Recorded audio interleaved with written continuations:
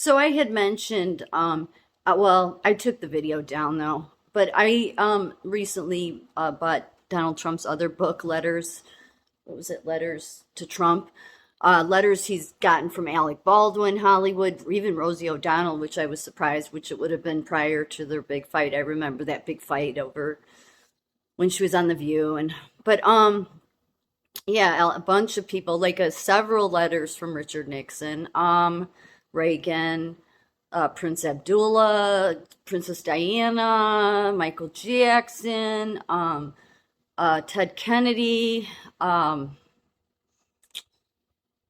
just a wide range of people. Vladimir Putin, but that was in regards to the Miss Universe pageant because it was held in Moscow.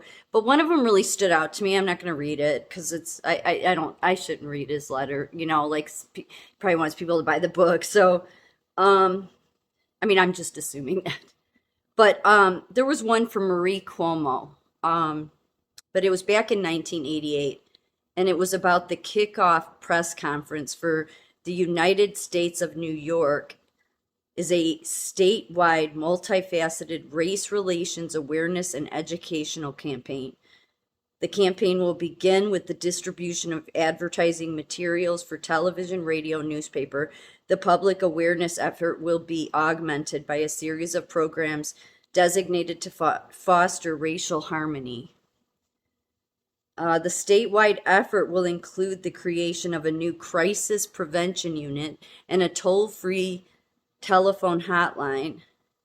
By calling the hotline, New Yorkers will reach trained volunteers who will put callers in contact with officials of the state divisions of human rights to obtain guidance and materials for the development of community awareness campaigns or to get assistance in diffusing local racial tension.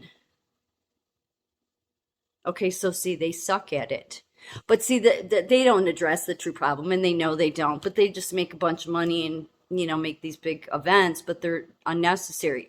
But isn't this a way to continually be like, it's you people? We leaders aren't the problem. You people in the community, you people in society, you are all racist. You black people, you white people, we have to put these programs together so that you people can have racial harmony. Do you see what this is like? They think that they're above us.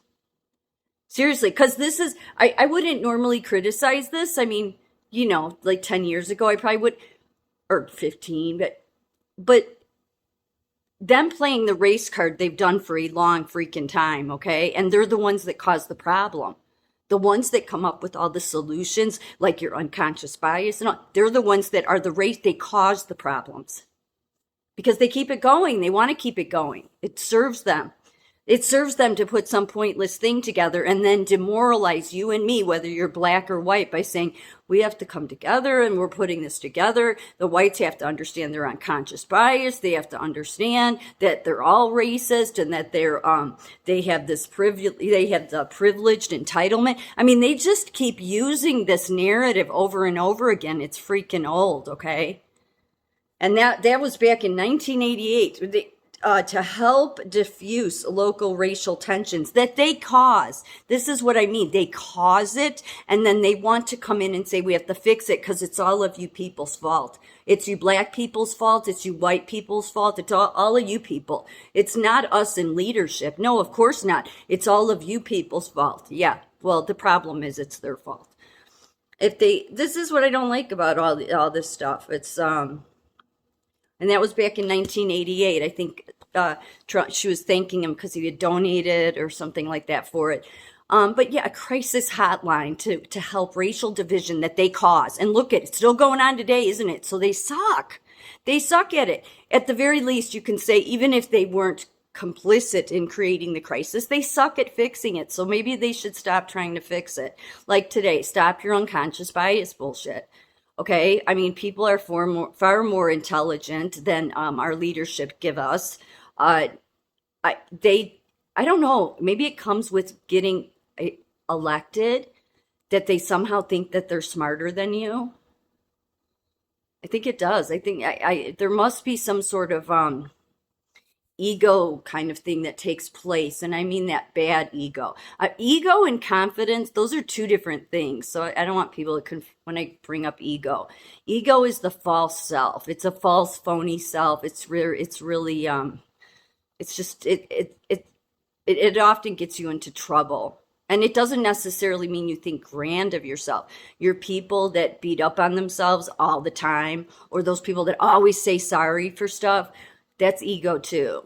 Ego is either way. It's either beating yourself up, or you're too full of yourself. But it's basically just a false self that has nothing to do with confidence. So, but something must happen when these people get elected and they somehow then elevate themselves above the people. That's sort of what I see happen.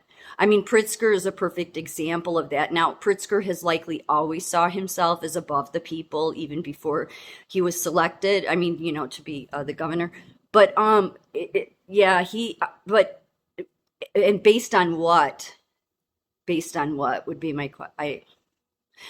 They would look at it, you're people that own like the World Trade Centers and that they have all that money. You're the head of BlackRock, that guy I mentioned last night. You're Larry Silverstein's, you're oh, um, Fink.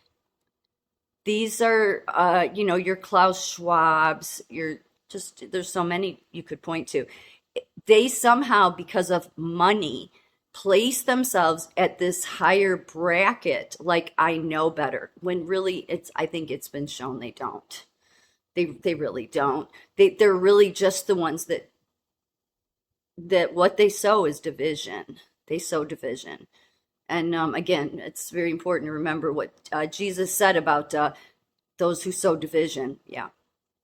It's also maybe important to remember the part in the Bible, can't remember where, I think it's mentioned a couple times, where, in those judgment days, those rich, wealthy people, those ones that have been not doing good things with their wealth, and have actually just been doing wicked things. It talks about them praying for praying to the rocks to fall on them so God can't find them, as if God can't find them.